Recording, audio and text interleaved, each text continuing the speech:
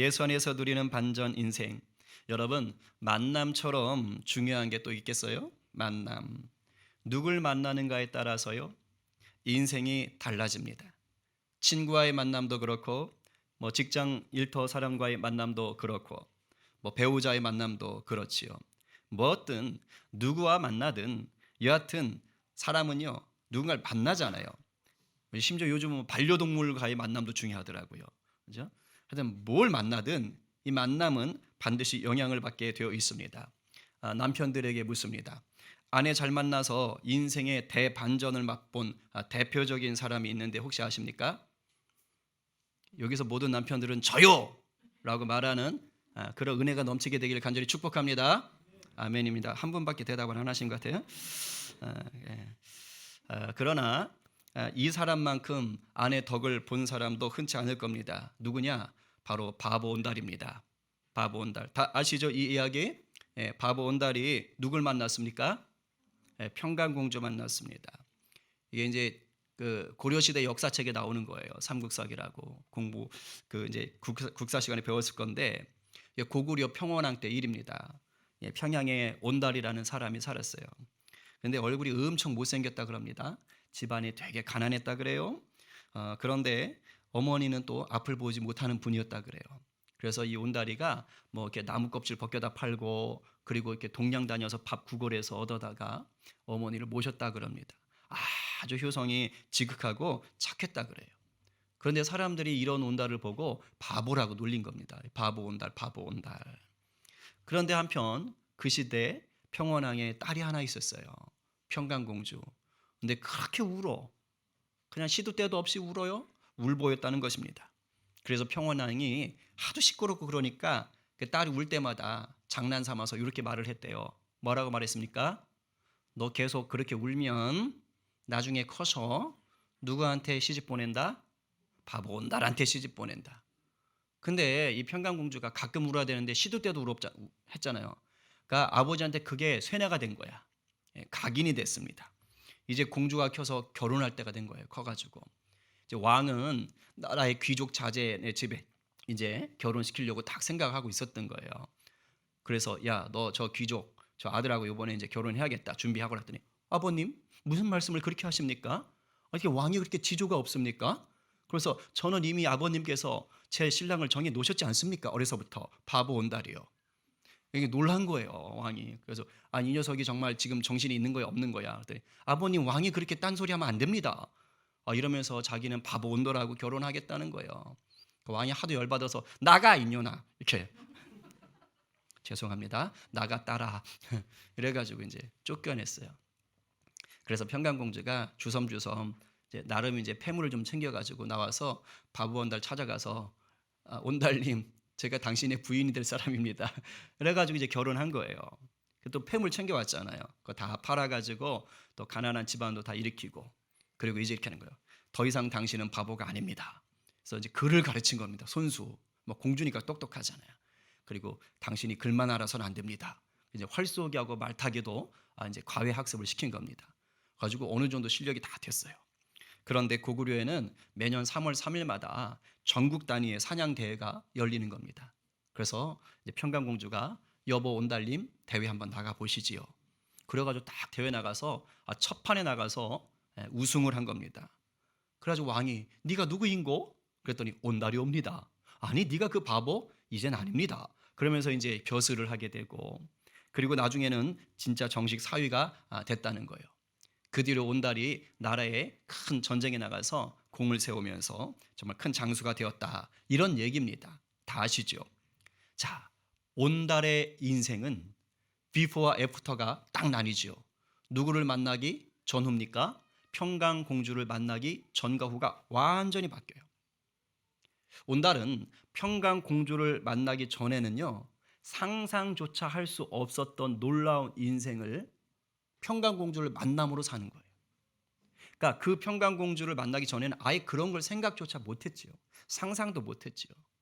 그런데 아내 하나 잘 만나서 아내 잘 만나는 바람에 야, 내 평생 이런 삶이 있구나. 이런 걸 누린 겁니다. 여러분, 만남 정말 중요합니다. 옆에 분 한번 쳐다보세요. 귀한 만남입니까? 쳐다보시고 흐뭇하게 웃어주십시오. 오케이, 감사합니다. 이렇게. 자, 이제 좀 연세가 있으신 분들, 제 나이 또래나 그 이상들은 다 기억하실 겁니다. 순간의 선택이 10년을 뭐 골동품 보는 것 같아요. 저런 선전이 있었어요. 굉장히 유명한 겁니다.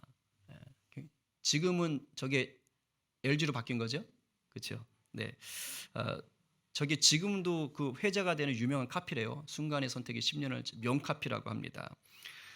근데 저 시대만 해도 뭔 얘기하는 거예요? 전자기기 하나 잘못하면 10년 고생한다 이 얘기하죠. 요즘은 주기가 좀 더 빨라졌어요. 자, 그런데요, 뭐 TV 같은 전자기기는 뭐 잘못 선택하면 그 몇 년 고생하면 끝납니다. 우리 인생은 그렇지 않아요. 우리 인생은 이 만남이 평생토록 영향을 주는 그런 경우도 적지 않습니다. 그러니까 어떤 만남은 평생 끔찍한 인생이 되도록 몰아가요. 그러나 또 어떤 만남은 그 온달처럼 상상조차 할 수 없었던 또 놀라운 인생을 살기도 합니다. 제가 지난 수요일에도 언급을 했던 것 같은데, 제가 점심을 먹다 TV 속에서 봤던 인터뷰 내용이에요. 그 한 10대 후반에 해외로 유학을 갔던 그 10대 후반의 청소년이, 그 친구들이 다 마약을 하는 친구들이어가지고, 그래가 친구들이 놀면서 야, 이거 해봐라 저거 해봐라 하면서 그냥 마약에 손을 대가지고 그냥 10대 때 마약 중독자가 된 거예요. 그래서 그걸 고쳐보려고 노력을 하다가 좀 고쳤나 싶었는데, 그 다음에 또 뭐 결혼에도 실패하고 이렇게 하면서 또 다시 마약에 손을 대면서 헤어나오질 못하는 그런 것들을 얘기하는 거 들었어요. 그러니까 이 만남 같은 경우는 뭐예요? 잘못된 만남이에요. 마약 같은 것들은 평생 쉽지 않다고 하더라고요. 중독이니까. 그러니까 모든 만남이 온달과 평강공주처럼 그렇게 긍정적이지만은 않을 수 있어요. 중요하다는 거예요. 그런데 인간에게 정말 중요한 만남이 있어요. 모든 인간들에게 꼭 필요한 만남이요, 그 만남은 또 반드시 놀랍고 아름다운 인생을 살게 하는 만남이 있다 이 말입니다. 다 알 거예요. 이분을 만나면 그 전과 후가 완전히 달라집니다. 대체 이분이 누굽니까? 우리가 사랑하는 이름 바로 예수 그리스도. 할렐루야, 아멘이에요. 이분을 만나면 그 누구라도 새로운 사람이 됩니다. 고린도서 5장 17절에 이렇게 말하지요. 다 함께 시작. 그런즉 누구든지 그리스도 안에 있으면 새로운 피조물이라, 이전 것은 지나갔으니 보라 새 것이 되었도다. 어제의 나와 오늘의 나는 외모는 똑같을지 모릅니다. 그러나 주 안에서 주를 만남으로 새 것이 되었고 내 앞에 펼쳐지는 세상이 새로운 세상이 되는 것이에요. 성경에 나오는 인물들이 다 이런 인물들입니다.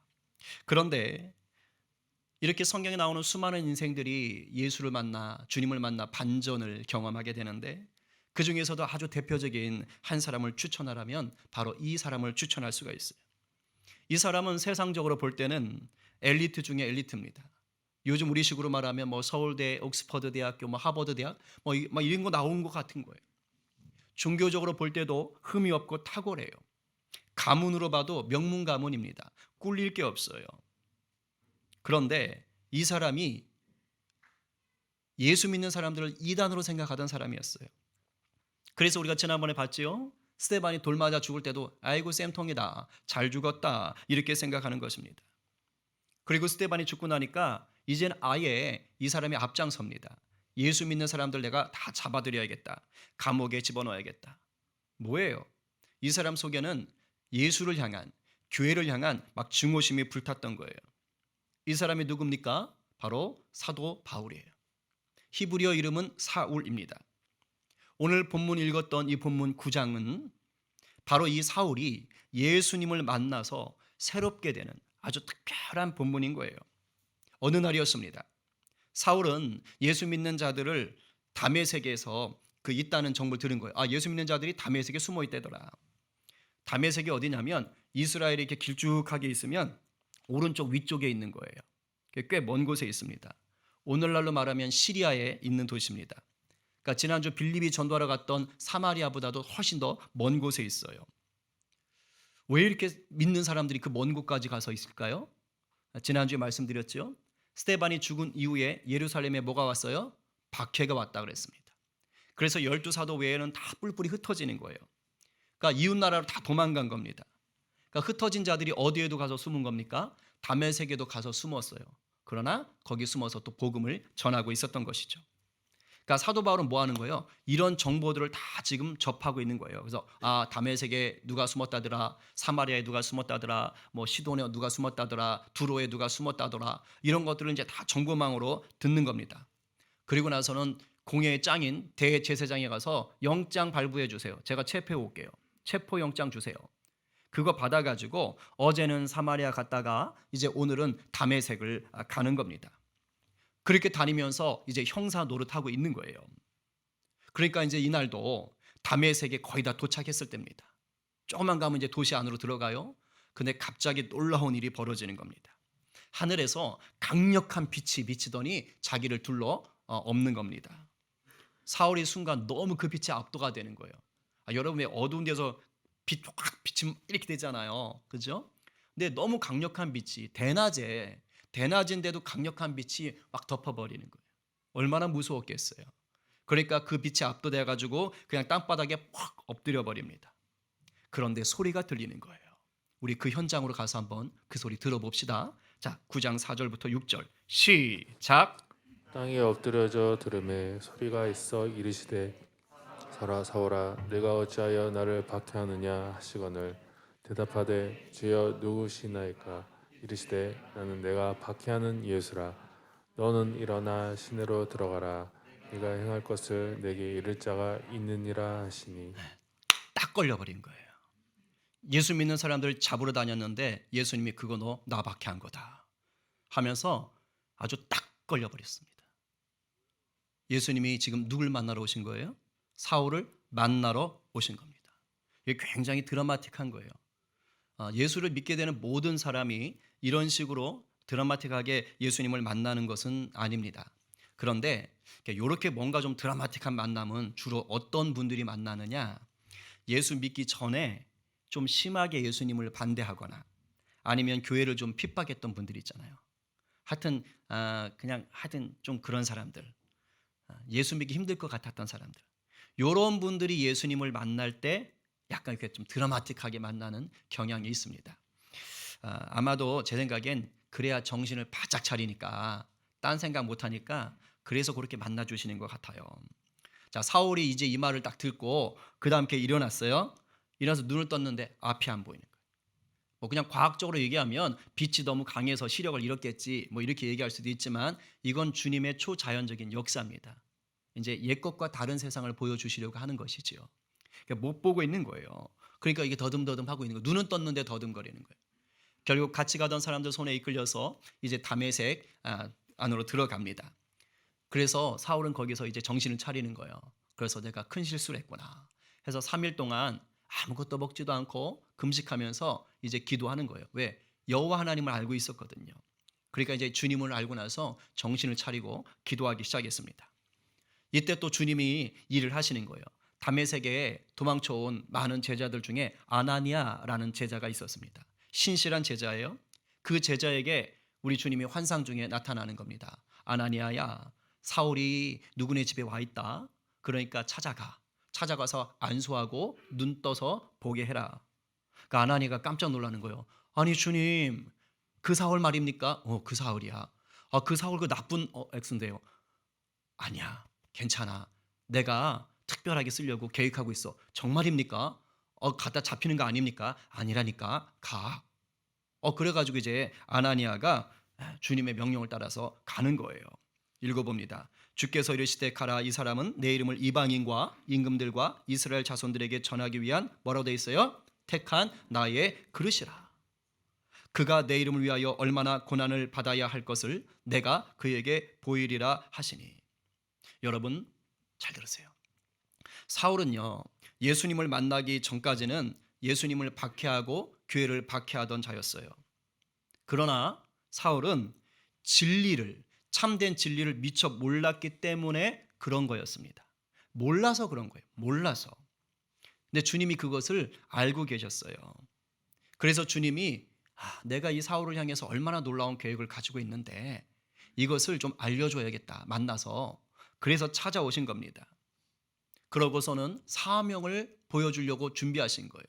복음 전도자로서의 사명이 있다는 것을 이제 아나니아를 통해서 알려주는 거예요. 대반전을 준비하신 것이죠.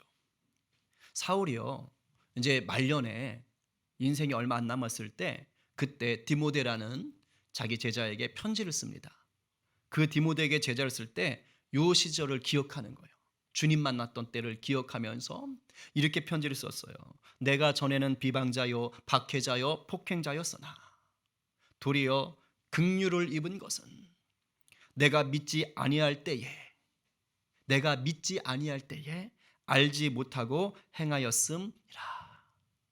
그러니까 내가 예수 그리스도를 온전한 진리로 구주로 믿지 못할 때 그때 내가 예수님을 향해서 큰 실수했다는 거예요. 큰 죄를 지었다는 거예요. 근데 내가 그때 내가 악해 살기보다 내가 정말로 몰랐다. 그러니까 주님이 그런 나를 생각해 주셨다 이런 거예요. 여러분 사울만 그럴까요? 제가 이 말씀을 묵상하며 준비하는데요. 아, 나도 그랬구나. 그리고 이 설교를 듣게 될 우리 성도들도 똑같구나. 예수를 믿기 전에 모든 사람은요, 진리를 아는 자입니까? 모르는 자입니까? 모르는 자지요. 그러니까 예수 믿기 전에 모든 사람들은 결국엔 진리를 모름으로 결과적으로 예수님을 대적하는 자들이에요. 왜냐? 주님이 원하시는 삶을 살지 못하잖아요. 안 믿는 자들 가운데도 세상적인 눈으로 보면 참 윤리적이고 점잖고 선량해 보이는 사람들 많습니다. 그러나 그분들도 진리를 모르기 때문에 결과적으로는 자기 만족을 위해 사는 것이요, 자기 자랑을 위해서 사는 것이 됩니다. 주님이 원하는 삶이 아니에요. 주님이 원하는 삶을 살지 않는 자는 주님을 대적하는 자가 되는 겁니다. 그래서 정도의 차이는 있지만 결국 예수님과 교회를 비방하고 폭행하고 박해하는 자, 그렇게 살아가는 게 되는 거예요. 그러나 주님은 이런 우리들을 위해서 어떻게 하신다고요? 내 이놈 저놈들을 다 죽여버릴 테야, 이렇게 하시는 분이 아니에요. 물론 심판주로 다시 오시겠지만 그 전에 우리 주님께서는 우리를 향하여 어떤 마음을 품고 있는 거예요? 선한 계획을 품고 계세요. 사도 바울이 내가 죄인 중에 괴수였어 라고 얘기하면서 이렇게 얘기 계속 이어나가는 거예요. 같이 읽어봅니다. 자, 시작. 밑보다 모든 사람이 받을 만한 이 말이여, 그리스도 예수께서 죄인을 구원하시려고 세상에 임하셨다 하였도다. 죄인 중에 내가 괴수니라. 그러나 내가 긍휼을 입은 까닭은 예수 그리스도께서 내게 먼저 일체 오래 참으심을 보이사 후에 주를 믿어 영생 얻는 자들에게 본이 되게 하려 하심이라. 아멘. 무슨 말입니까? 사도 바울도, 저도, 여러분도, 여러분의 가족도, 여러분의 이웃도, 세상의 모든 사람들도 다 받아들여야만 하는 그런 진리의 말이 있다 이거예요. 그게 뭐라고요? 예수님이 죄인을 구원하기 위해 이 땅에 오셨다. 할렐루야. 할렐루야죠. 여기서 사도 바울이 이 말을 하면서 뭐래요? 나는 죄인 중에 괴수 우두머리였어요 라고 지금 고백하는 거예요. 이렇게 얘기하는 이유가 있어요. 죄인 중에 괴수인 자기가 구원을 받은 것은 샘플이라는 거예요. 샘플. 나처럼 극악무도한 자, 나처럼 예수를 핍박하던 자, 나처럼 교회를 박해하던 자도 우리 주님이 참아주시고 품어주시고 만나주셨건만 하물며 여러분들이겠습니까? 우리 주님이 구원하지 못할 사람이 어디 있겠습니까? 지금 이 말을 하고 있는 거예요. 가슴 절절하게 하는 것입니다. 혹시 여러분 가족 중에 아니면 아는 사람들 중에 예수 믿기 어려울 것 같은 그런 사람들이 있어요? 지금 생각하는데 아유, 저 인간은 예수 믿기 힘들어. 아유, 저 인간을 어떻게 주님이 데려가? 주님이 정말로 품어주실 수 있을까? 저렇게 악한 인간도 예수 믿을 수 있을까?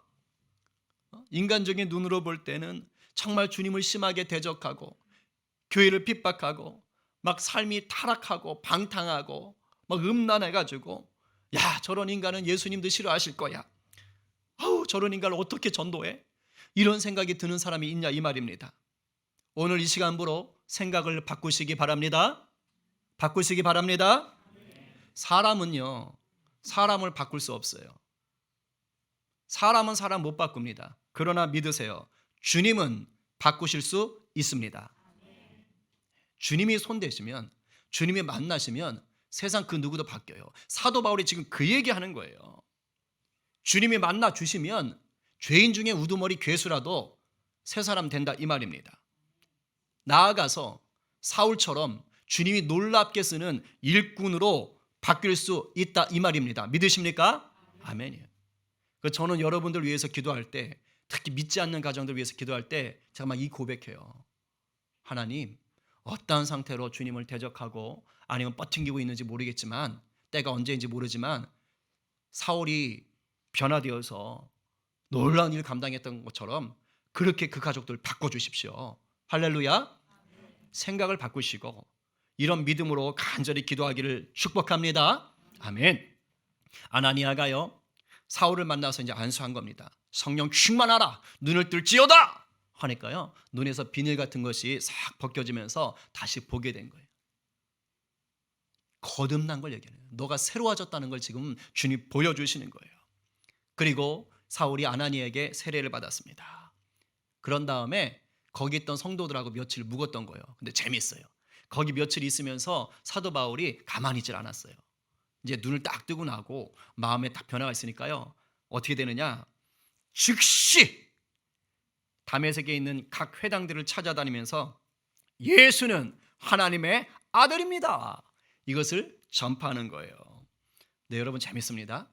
원래 사울이 다메섹에 들어가서 가려고 했던 데가 어디예요?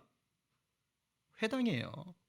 9장 2절에 보면 다메섹 여러 회당에 가져갈 공문을 청하니 이는 만일 그 도를 따르는 사람을 만나면 남녀를 막론하고 결박하여 예루살렘으로 잡아오려 함이라. 그러니까 회당은 유대인들의 모임 공동체거든요. 그러니까 그곳에 사람들이 모이는 거예요. 그러니까 예수 믿는 자들도 그곳에 모이고, 그다음 유대교를 믿는 헬라인들도, 이방인들도 그곳에 모이는 거예요. 그러니까 거기 가면 잡기가 좋은 겁니다. 그래가지고 어차피 사도 바울은, 이 사울은 어차피 회당을 가려고 했던 거예요. 그래서 그 다메섹에 있는 회당들 다 돌아다니면서 예수 믿는 사람 있으면 다 잡아가지고, 그죠? 우리 용준 형제가 저렇게 우리 준호 머리끄댕이를 잡듯이 저렇게 잡아가지고 그렇게 이제 예루살렘으로 끌고 가려고 했던 겁니다. 근데 어떻게 된 거예요?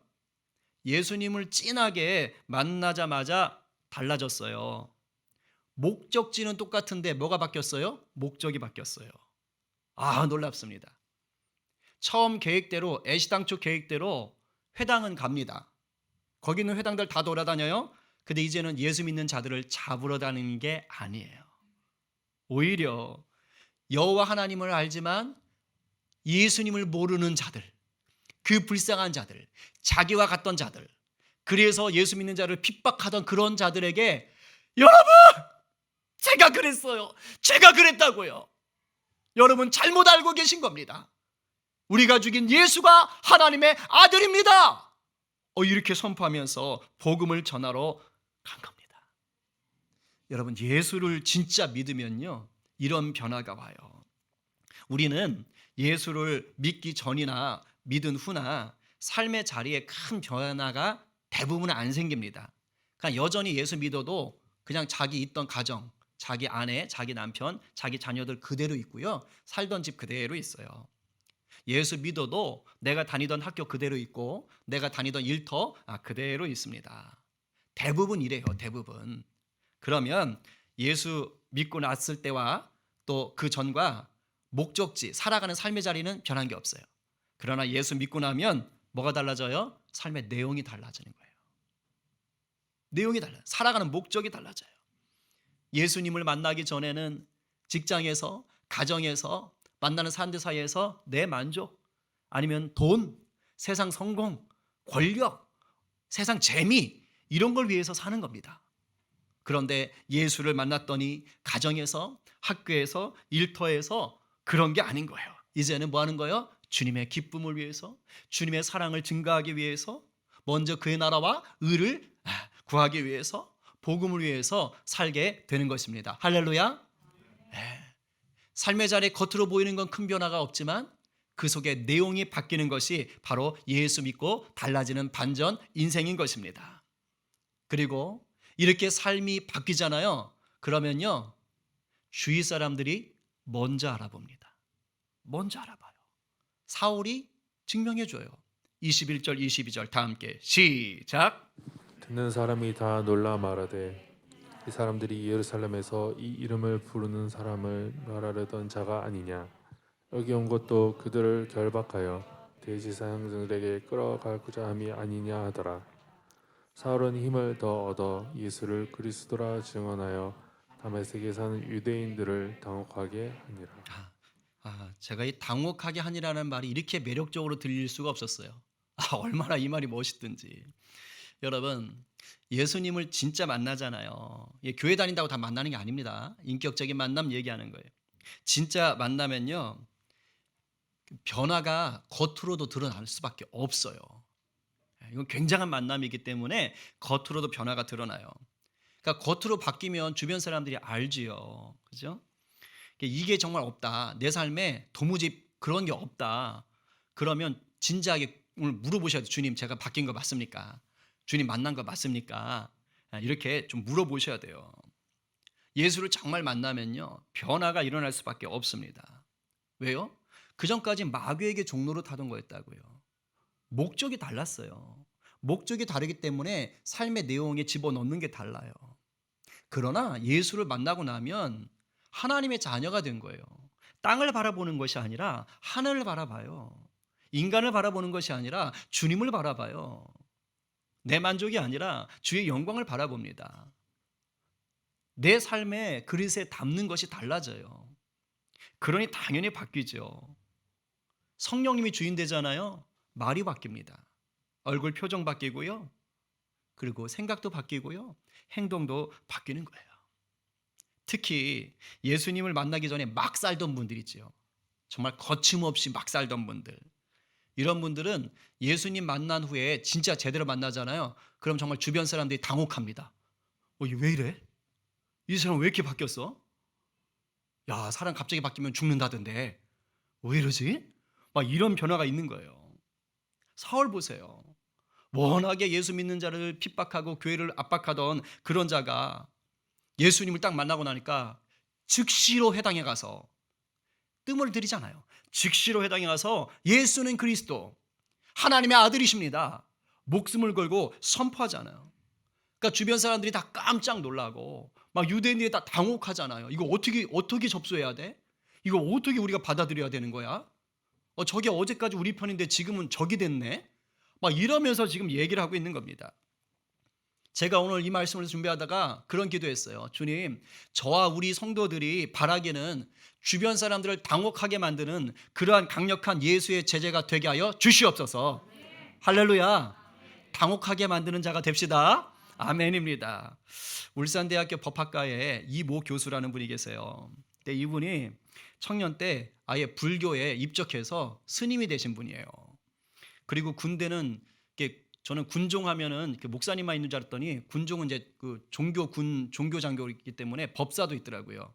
그러니까 이분은 군에 장교로 가서 법사로 간 겁니다. 이제 스님이 돼가지고. 그래서 군에 가서 포교 활동에 아주 힘을 썼던 분이에요. 근데 이분이 예수 믿는 사람을 그렇게 싫어하는 거예요.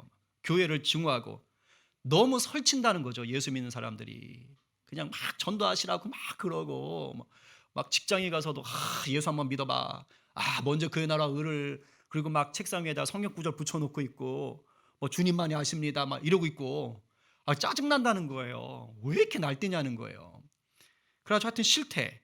그래서 이 사람이 젊을 때부터 그냥 교회가 망하면 좋겠다. 막 이런 생각을 했답니다. 이제 그래서 또 일정 시간이 돼가지고 이제 환속했다 그래요. 이제 스님을 버리고 이제 세상으로 돌아와서 이제 자기 직업을 가지고 하는데 이분이 세상에 나와서 어떤 단체 하나를 만드는데 같이 이제 그 발기인이 됩니다. 그게 뭐냐면 종교자유정책연구원이라고 그래요. 종자연이라고 하는데 거기 핵심 멤버로 이제 시작했답니다. 그러니까 말은 종교의 자유를 위해서 일하는 NGO 단체인데 실제적으로 그 단체가 만들어진 목적이 뭐냐? 기독교 탄압이었대요. 왜냐면 자기가 만들었으니까. 자기가 주축 멤버니까 탄압이 목적이었대요. 여러분 혹시 경부고속도로 타고 가다 보면 그 오개간판 크게 보이는 거에 Jesus loves you 저렇게 생긴 거 보신 적 있으세요? 있으세요? 어느 회사 겁니까? 고려온단 거죠. 지금 저기 작아졌어요. 되게 컸어요. 옛날에 고려온단이. 근데 이게 2007년도에 한동안 없어졌던 적이 있었어요. 그건 저도 그랬거든요. 이게 왜 없어졌지? 근데 요즘은 있어요. 한동안 없어졌습니다. 근데 제가 이분 간증 듣고 알았어요. 이분 작품이래요. 그 종자님 활동하면서 과도하게 전도 활동을 한다. 그래가지고 몰아가지고 한동안 이게 없어졌답니다. 지금 다시 생겼지만 그분 작품인 거예요. 그리고 잘 모르시겠지만 2008년도에 종교 편향 방지법이라는 법안을 지금 가지고 만하면서 막 설왕설래가 많았더랬습니다. 근데 이 법의 의도는 공직자 처벌법입니다. 그러니까 예수 믿는 자들이 공직에 갈 수 있잖아요. 뭐 교사가 되거나 아니면 관청에 가 있거나 뭐 이렇게 관료가 될 수 있잖아요. 그렇게 가 있는 사람이 공무원인 사람들이 그 공직에 있는 그 직장에서 전도를 하거나 아니면 기독교적인 세계관을 이렇게 강조하거나 얘기하잖아요. 예를 들면 이렇게 뭐 교장 선생님 다 모아놓고 우리가 예수님의 사랑을 가지고 아이들을 사랑해야 될 것 같습니다. 뭐 이렇게 얘기하거나 이러면 그런 사람을 법적으로 처벌할 수 있게 하자는 법이었대요. 이 법을 만들려고 처음 기획한 사람이 바로 이분이에요. 초안을 짠 분인 거예요.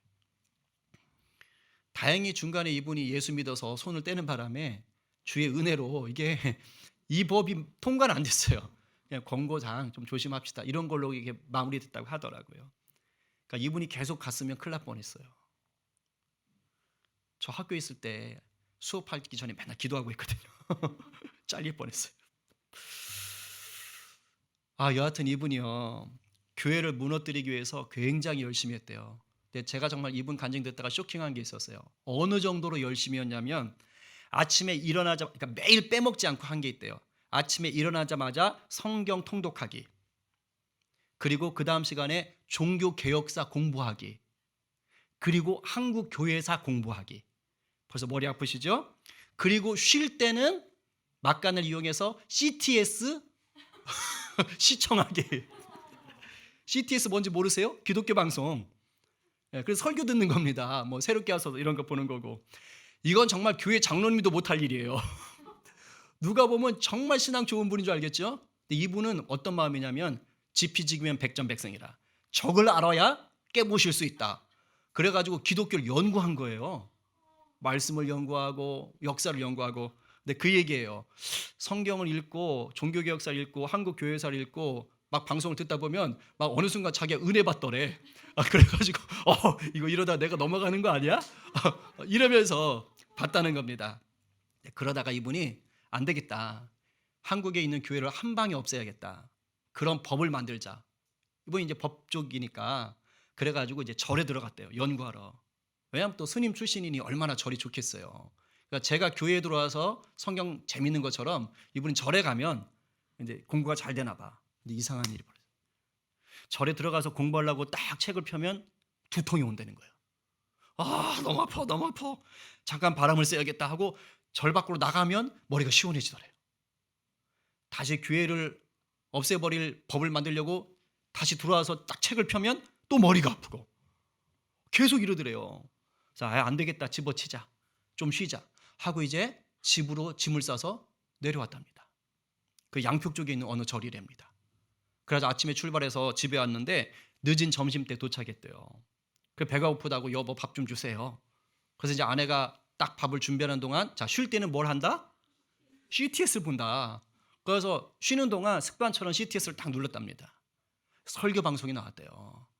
한기채 목사님이 설교하셨다는데 그때 딱 방송인데 이분은 원래 설교 들으면 뭐 하냐면 들으면서 조롱한대요. 니나 잘하세요. 이렇게 하면서 그러니까 이제 그걸 들으면서 씹는 재미로 조롱하는 재미로 그걸 봤던 거죠. 근데 그날따라 그 목사님이 죄에 대해서 설교하셨답니다. 근데 옛날 같으면 너나 잘하세요 이럴 텐데 갑자기 그 죄에 대해서 설교할 때 자기한테 남다르게 들리더래요. 내가 죄인이구나. 자기의 세포까지 내가 죄인이라는 걸 인식하는 것처럼 느껴졌답니다. 그러면서 이런 나를 위해 주님이 죽었구나. 라는 것이 확 와닿더래요. 자기도 모르게 땅바닥에 확 엎어졌답니다. 사도 바울 같죠? 딱 엎어져요. 그리고 말을 잃었대요. 그러니까 이분의 말로 의하면 뭐냐면 언어를 잃어버렸다 이 말이 돼요. 왜? 언어가 있어야 생각을 하는데 언어 자체가 사라진 느낌이었대요. 그러니까 아무런 생각을 할 수 없는 상태가 된 거예요. 그러니까 혀가 굳어진 게 아니고 언어를 잃어버린 것 같다라는 거예요. 그래가지고 한동안 그러다가 주님을 만난 거예요. 그 자리에서 회심하고 펑펑 울고, 그리고 나서 한두 시간 뒤에 밖을 나갔는데 일반 주택이었던 것 같아요. 문을 열고 밖을 딱 나갔는데요, 세상이 달라 보이더래요. 그 전까지 자기 집 앞에 골목은 구질구질하고 더럽고 애들 시끄럽고 막 이런 골목이었대요. 세상에나 그냥 너무 아름답더래요. 숨 막힐 정도로 아름답더래요. 그리고 누가 타다가 거기다 버리고 간 세발 자전거가 있는데 어머 저 아이는 얼마나 이뻤을까 막 이런 생각이 들더래요. 옛날 같으면 아우 저 자식 누구야 막 이럴 텐데 완전히 바뀌어버린 거예요. 완전 반전이 일어나는 거예요. 반전이. 그래서 회심한 날 그랬대요. 아내한테. 당연히 아내도 안 믿으니까 나 예수님 만났어. 나 이제 예수 믿을 거야. 근데 아내분도 대단하신 분이에요. 그래? 그럼 믿어. 단지 나한테는 전도하지 마. 대단하신 분이에요. 그 아내분이. 그런데 그분이 그럴 수가 없었대요. 그 다음 날부터 즉시로 아내에게 계속 전도를 했답니다. 나중에 아내가 이제 예수를 믿게 됐는데 그때 그 교수님에게 이런 말을 했대요. 내가 주님을 만나서 예수 믿은 게 아니고 니를 보니까 예수를 믿을 수밖에 없겠더라. 너 같은 인간이 사람 된 걸 보고 주님이 살아계심을 내가 알았다. 이러면서 그 아내분이 예수를 또 믿게 됐다 이 얘기를 하는 거예요. 정말 사도 바울 역사처럼 주변 사람들이 다 아는 거예요. 그러니까 이분 때문에 여러 사람들이 굉장히 당황했다 그래요. 왜냐면 너무 바뀌었으니까. 그날 이후로 이때가 아마 2007년이라고 하는데 정말 제가 볼 때 열정적으로 사도 바울처럼 사시더라고요. 왕성하게 예수의 제자로 삽니다. 열정적으로 정말 교회를 다니면서 복음을 전하고 대학 캠퍼스에서 또 유튜브로 많은 청년들에게 기독교 세계관을 알리고 또 법 출신이니까 또 법과 제도로 교회를 세워나가기 위해서 또 연구를 하고 굉장히 열심히 해요. 이런 변화들이 있는 거예요. 예수를 믿으면. 그 누구라도 예수님을 제대로 만나면 인생의 반전을 경험하게 됩니다. 사람마다 정도의 차이는 있을 수 있어요. 제가 말한 이 교수님이라든가 사도 바울처럼 다 막 확 뒤집어지는 그런 경험까지는 안 갈 수 있지만 또 감정적으로 굉장한 변화를 못 볼 수도 있지만 그러나 뭐예요? 예수 만나면 삶의 내용은 반드시 바뀌게 되어 있습니다. 왜요? 우린 더 이상 마귀의 종이 아니기 때문입니다. 할렐루야, 아멘이에요. 이렇게 예수님을 만나서 인생의 반전이 일어나잖아요. 그러면 나만 사는 게 아니에요. 내 이웃들이 살아납니다. 열방이 살아나요. 왜요? 내 안에 예수 생명, 예수 복음이 넘치니까 어떻게 되는 거예요? 내 주위에 저 사람 반전이 필요한 사람이야. 저 사람 예수님 만나서 인생의 반전을 경험해야 될 사람이야. 이 마음이 오는 거예요.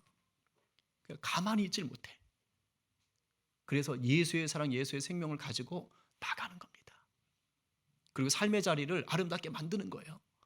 그래서 사람들이 막 변화를 감지하게 하는 겁니다. 때로는 나가 직접 전하기도 하고 그리고 삶의 모습을 통해서 영향력을 주기도 하면서 반전 인생을 하나하나씩 더 더해 가게 하는 것입니다. 이게 바로 예수를 만난 인생이 성도가 써내려가는 바로 인생의 스토리인 것입니다. 마무리할게요. 아직 예수님을 인격적으로 만나지 못한 분이 계십니까? 오늘 주님이 찾아와 주시기를 간절히 사모하시기 바랍니다. 주님의 이름을 부르세요. 그래서 오늘이 내 인생의 반전 인생 첫 번째 날 될 수 있기를 간절히 갈망하시기 바랍니다. 그리고 더 중요한 것, 예수님과 이미 만나서 이미 반전 인생이 되었는데도 불구하고 그거 다 덮어놓고 잊고 먼지 쌓아놓고 사시는 분들 계십니까? 너무 많습니다. 아침마다 새롭게 역사하시는 성령님을 오늘 이 시간 간절히 구하시기를 바랍니다. 주님과의 한 번 만남은요, 한 번으로 끝나는 게 아니고 영원히 계속돼야 되는 거예요. 성령 붙잡으셔야 됩니다. 우리 모두가 날마다 예수님과 친밀한 만남을 통해 예수 생명, 예수 사랑의 증인으로 살아가게 되기를 간절히 축원합니다.